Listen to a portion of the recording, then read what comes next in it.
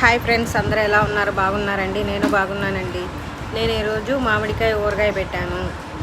అది ఒప్పులు కొట్టడము అవన్నీ నేనేం చూపించలేకపోయాను.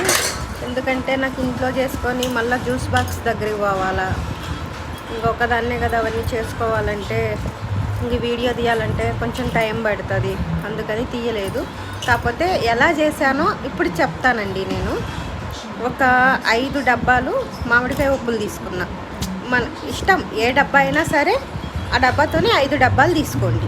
5 డబ్బాలు తీసుకుంటే అదే డబ్బాతో కారం ఫుల్ డబ్బా ఒకటి కారం తీసుకోండి.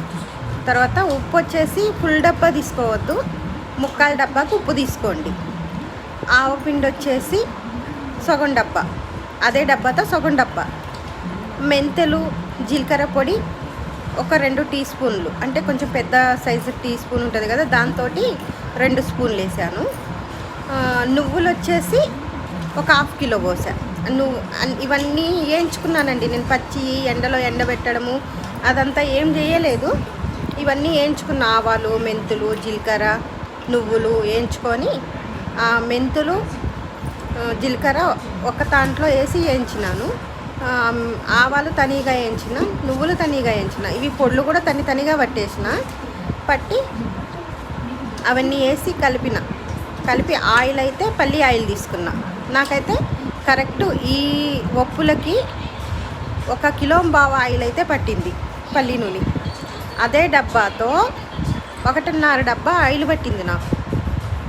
అట్లా తీసుకున్నాను. ఇవన్నీ వేసి కలిపినానండి. ఆయిల్ ఏమంటే నేను పచ్చి ఆయిల్ వేసుకోను, కాగబెట్టుకున్న తర్వాత ఎల్లిపాయలు ఉన్నాయి కదా, అదే తెల్లగడ్డలు, అవి పేస్ట్ దంచుకుంటా. ఎంత ఒక 100 గ్రాములు అయితే అవి పేస్ట్ దంచుకుంటా. ఇంకొక 1/4 కిలో అన్నీ అయితే ఒలుచుకొని అందులో వేసేస్తా. తెల్లగడ్డలు వేసినాక అవన్నీ కలుపుకొని ఎత్తిపెట్టుకొని ఇగో ఇలా తయారు చేశానండి. కానీ టేస్ట్ అయితే చాలా సూపర్గా ఉంటుంది. నేను చెప్పింది ఒకసారి అర్థం చేసుకొని చేసి చూడండి. సూపర్గా, నేను చెప్పిన కొలతలతోనే చేయండి, సూపర్గా వస్తుంది మీ కూరగాయ. సరేనా ఫ్రెండ్స్? ఇప్పుడు నేను తింటున్నా కదా అన్నము, అది అంతా అయిపోయిన తర్వాత దబర లాస్ట్కుంటే కొంచెం అన్నం వేసి ఊడ్చుకొని తింటుంటే ఎంత సూపర్ టేస్ట్ వస్తుంది. అసలు చాలా బాగుందండి. ఎందుకంటే ఈ గంజులో ఎందుకు కలిపానంటే నా దగ్గర పెద్ద బేషన్ లేదు, అందుకని దాంట్లో కలిపిన ఫ్రెండ్స్. ఓకేనా ఫ్రెండ్స్? ఎలా ఉందో ఊరగాయ కామెంట్ చేయండి ఫ్రెండ్స్. నాకు చేతనైన కడిగి చెప్పాను.